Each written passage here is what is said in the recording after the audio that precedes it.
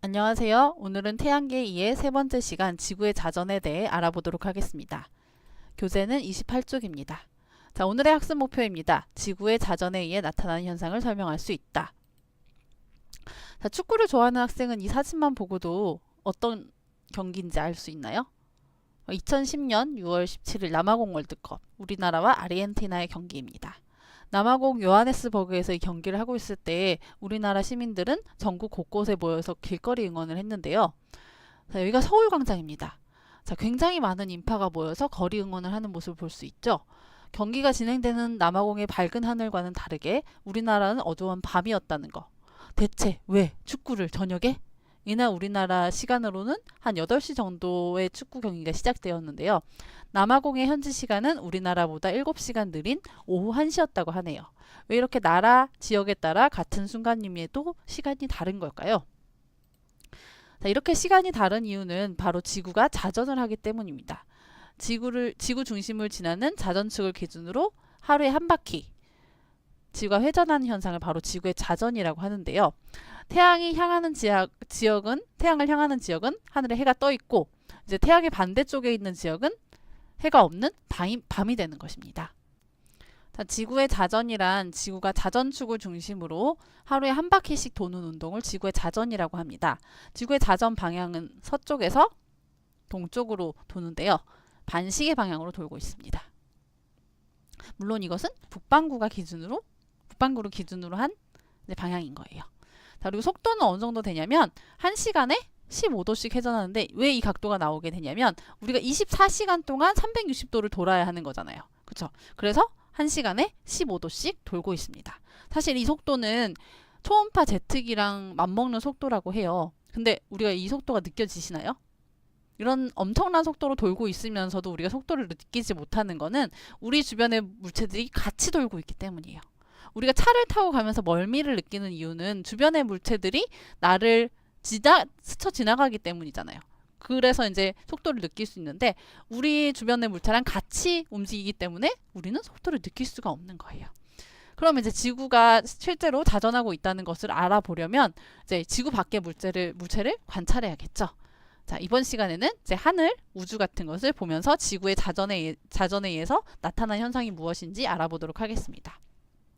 자, 그리고 지구의 자전은 이제 우리가 자전축이 이렇게 똑바로 서 있지 않고 23.5도 정도 기울어져서 돌고 있습니다. 자, 이 사진 보시면 이제 서쪽에서 동쪽으로 이동한다는 것 역시 이해가 되겠죠? 자, 이렇게 지구의 자전으로 나타난 현상이 무엇인지 하나씩 살펴보도록 하겠습니다. 자, 우선 기본적으로 지구의 자전으로 나타나는 현상은 낮이랑 밤이 반복되는 것. 그리고 두 번째로는 자, 천체의 일주운동이 나타납니다. 이게 무엇이냐면 자, 우리가 해가 동쪽에서 뜨고 서쪽에서 지는 것, 달이 동쪽에서 뜨고 서쪽에서 지는 것, 이런 운동 역시 전부 다 천체 운동인데 우리는 천체들이 어디서 떠서 어디로 진다고 배우죠? 알고 있죠? 동쪽에서 떠서 서쪽으로 진다고 알고 있죠. 근데 사실은 이제 태양이나 뭐 별 같은 게 움직이는 것이 아니라 지구가 자전하기 때문에 지구가 서에서 동으로 자전하기 때문에 천체가 동쪽에서 서쪽으로 움직이는 것처럼 보이는 거예요. 자, 또 하나 현상은 무엇이냐면 인공위성 궤도가 서편으로 이동하는 현상. 자, 이건 사실 증거가 되기도 하는데요. 자, 이 얘기가 무엇이냐면 이제 북극과 남극 사이로 오가는 극궤도 위성일 경우에 우리나라가 여기 있어요. 우리나라에서 이 인공위성을 봤어. 인공위성이 동쪽에 있죠. 근데 이게 지구가 자전을 하면서 우리나라가 이쪽으로 이동을 하게 되면 인공위성이 이번에 어디 있는 것처럼 보여요? 서쪽으로 이동한 것처럼 보이죠. 그래서 이것 역시 지구가 자전하기 때문에 나타나는 현상입니다. 자, 또 한 가지는 뭐냐면 푸커 진자의 진동면이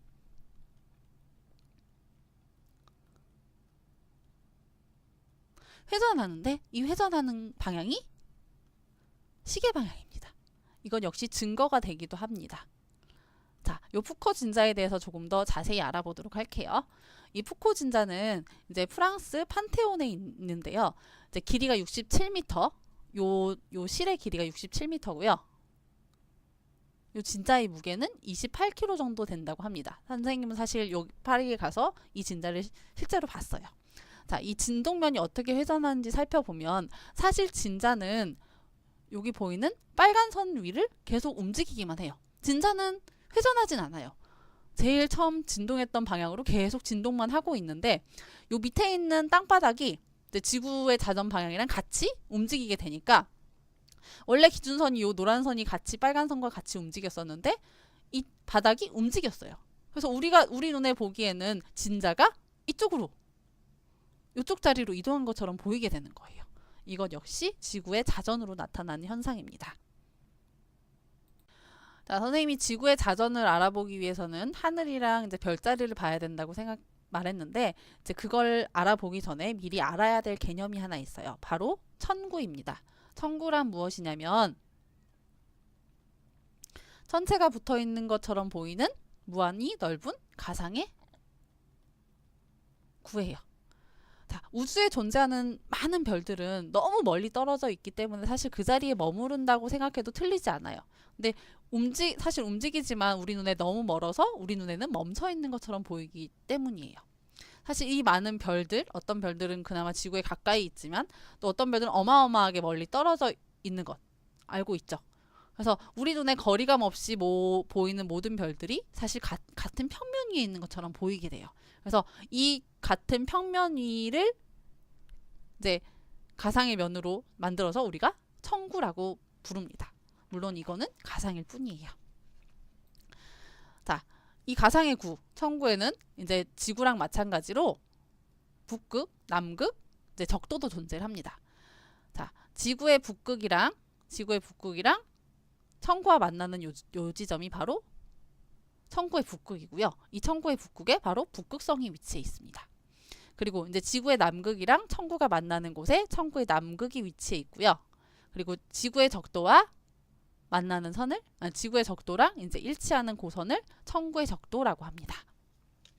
자, 이렇게 천구라고 하는 가상의 구를 이용하는 이유는 우리가 이제 눈에 보이는 별자리의 운동을 관찰하기 위해서예요. 자, 별자리의 운동이라고는 하지만 사실은 지구가 돌기 때문에 별이 도는 것처럼 보이게 되는 거죠. 자, 우리가 천장의 한 점을 보면서 제자리에서 빙글빙글 돌면 천장이 회전하는 것처럼 보이죠. 근데 사실은 우리가 돌고 있어요. 자, 별자리 운동도 마찬가지예요. 지구가 돌지만 별이 도는 것처럼 보이게 되는 거죠. 근데 여기서 중요한 게 있어요.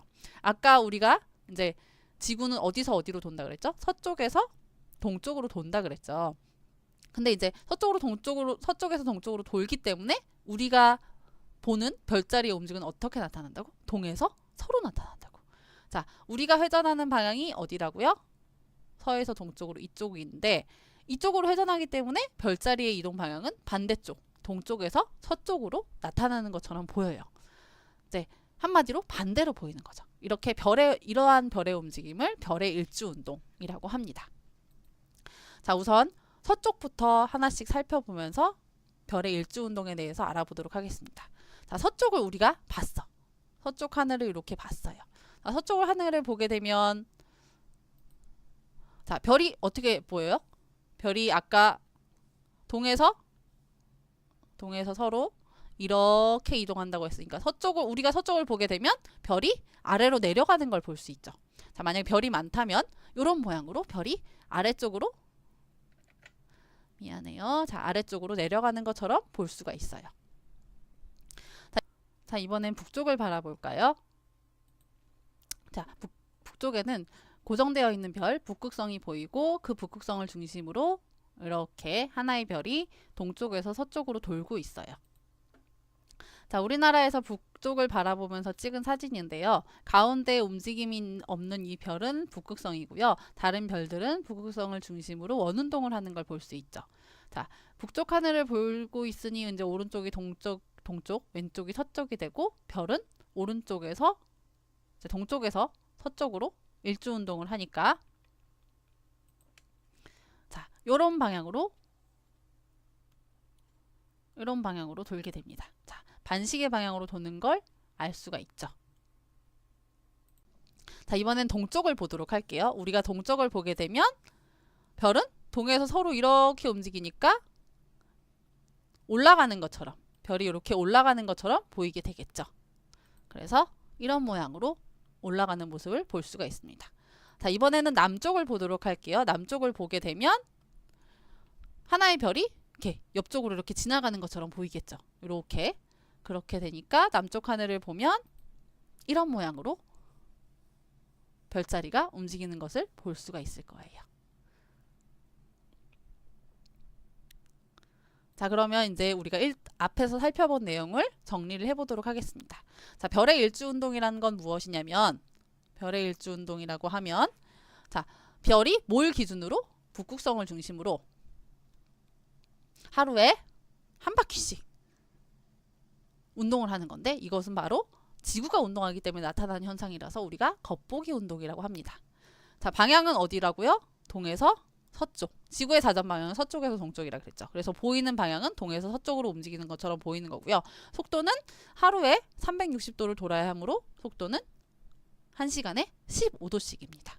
운동을 한번 정리를 해보도록 할게요. 동쪽, 남쪽, 서쪽 하늘에서 봤을 때, 자, 우선 동쪽 하늘에서는 별이 떠오르는 것처럼, 남쪽 하늘에서는 이렇게, 서쪽 하늘에서는 아래쪽으로 내려가는 것처럼 별이 운동하는 거로 보여요.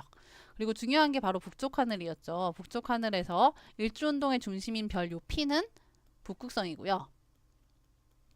이 원호는 별들이 움직인 경로를 나타낸 것입니다. 자, 북쪽에서 별은 어느 방향으로 움직인다 그랬죠? 바로 반시계 방향으로 움직인다 그랬죠? 그러면 어디가 동쪽일까요? 여기가 동쪽, 이쪽이 서쪽이 되겠죠. 그래서 별의 회전 방향은 동에서 서쪽으로 반시계 방향으로 움직이게 되고요. 별의 회전 속력은, 자, 1시간에 15도. 이게 어떻게 나갔다 그랬죠? 360도를 24로 나누면 되는 거죠. 그래서 4시간 후에 중심각을 구하라고 하면 1시간에 15도씩 움직이니까 4시간 후에는 60도가 되겠죠.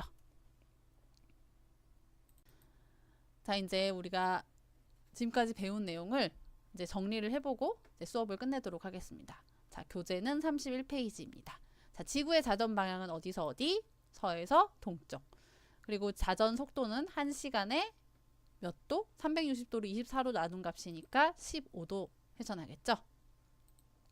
자, 이뿐만 아니라 중위도에서 볼 수 있는 각 방향의 별의 일주운동까지 잘 살펴보고 교실에 오시길 바랍니다. 자, 여기까지가 오늘의 학습 내용이고요. 사실 방향 감각이 부족한 사람은 동쪽, 서쪽, 시계 방향, 시계 반대 방향, 왼쪽, 오른쪽 죽을 것 같죠? 이해합니다. 선생님도 방향치거든요.